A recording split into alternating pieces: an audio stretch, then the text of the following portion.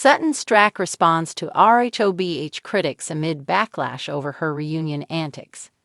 Season 14 of The Real Housewives of Beverly Hills reunion aired its final episode on April 15, with the last of the three-part reunion.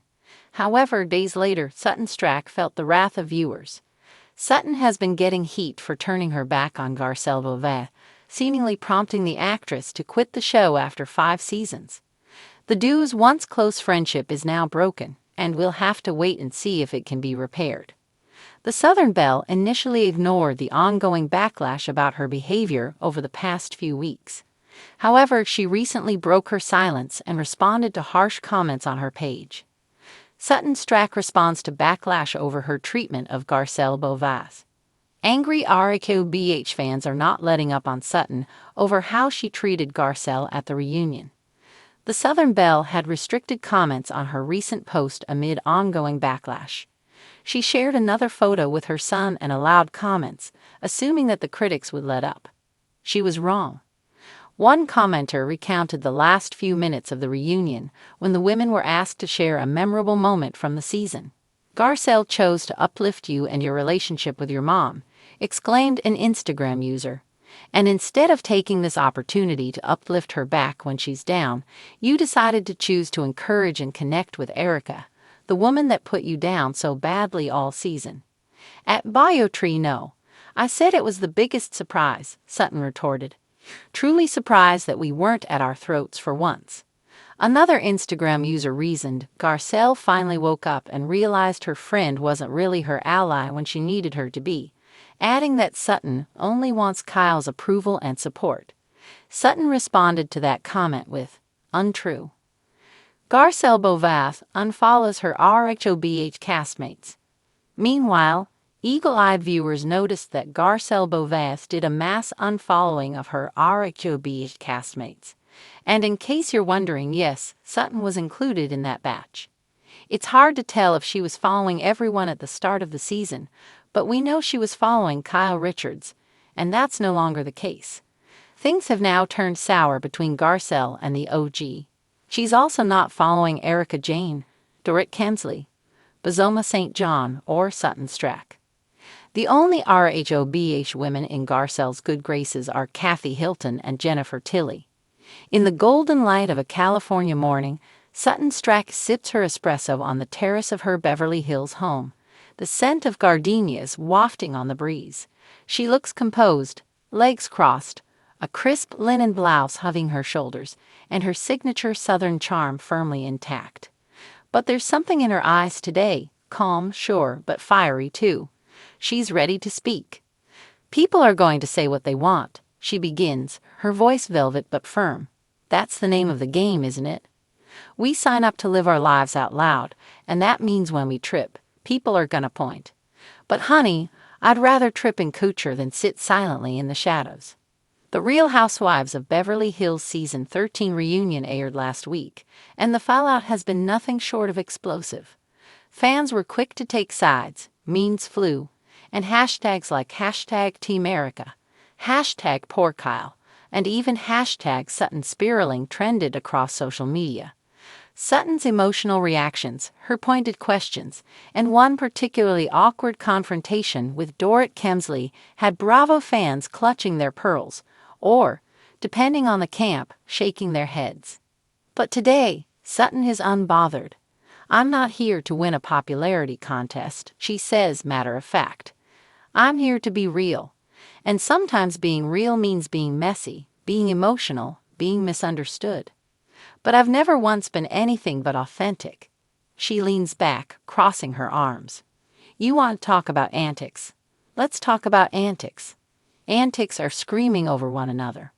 Antics are throwing wine glasses and calling names. What I did? I asked questions. I demanded clarity. I showed emotion. God forbid a woman be emotional on television without being labeled unhinged. The internet, she knows, doesn't always play fair. I'm not blind to it. I read the comments. I see the tweets. Some of it's funny. I'll give the fans that, they're clever. But some of it, downright cruel. People forget we're human. We go home, we have kids, we cry in the car like everyone else. Sutton pauses, then smiles a little rueful. Look, I know I'm not everyone's cup of tea. Maybe I'm more of a martini, an acquired taste, dry with a twist. But I'm not about to apologize for being sensitive, for caring too much, for calling it like I see it. Of course, fans have long debated Sutton's sincerity, whether her teary-eyed confessions are genuine vulnerability or strategic TV. She's heard it all. You think I'm acting? Honey, if I were acting, I'd be winning Oscars by now, not dodging Twitter insults from people with cat avatars. She laughs lightly, then grows more thoughtful. Truth is, the reunion was hard. It always is. It's not just about what happens on camera. It's the months of build-up, the rumors, the betrayals. It's people you called friends throwing you under the bus for a storyline. It's knowing you're walking into a room where everyone's got their daggers polished. But Sutton also takes responsibility. I'm not perfect. I get in my own head. I overthink. I get emotional. Sometimes I say things that don't come out right. I'm working on that. Therapy helps. So does wine, she adds, chuckling. Still, she's proud of her time on the show. I didn't come into this world to blend in. I came in to bring a little eccentricity, a little grace, and a whole lot of honesty. That hasn't changed. Sutton's fan base, often called the #Sutton Squad, has stood by her through every heel turn and tearful monologue, and she's grateful. To the people who get me, thank you. You see the layers. You see the woman behind the awkward pauses and the designer labels. You see the heart. I won't forget that. As for her critics, bless your hearts, she says, with a smile so sweet it practically curtsies. You're entitled to your opinion, but don't mistake my tears for weakness. Don't mistake my manners for passivity. And don't ever mistake my silence for submission. She shifts, leaning in, her voice low and clear. I have fought hard to be where I am. I've been through divorce. I've raised children. I've built a life from the ashes of heartbreak. If you think a little reunion drama is going to knock me down, think again. And what about her castmates? I love some of those women like sisters. Others? She raises a brow. Well, let's just say I've learned to love them from a distance. Still, she holds no grudges. We all show up in our own ways. And if I'm guilty of anything, it's expecting people to be honest when honesty is uncomfortable. That's on me. I'll keep expecting it, though, because that's how we grow. As the interview winds down, Sutton rises to her feet.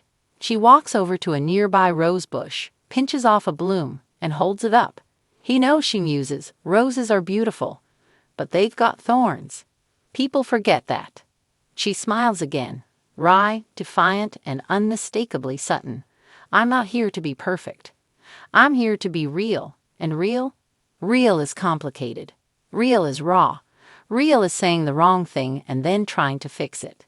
She tosses the rose gently onto the table and walks back inside, head high, leaving the door open just a crack, just enough to say, this chapter isn't over yet.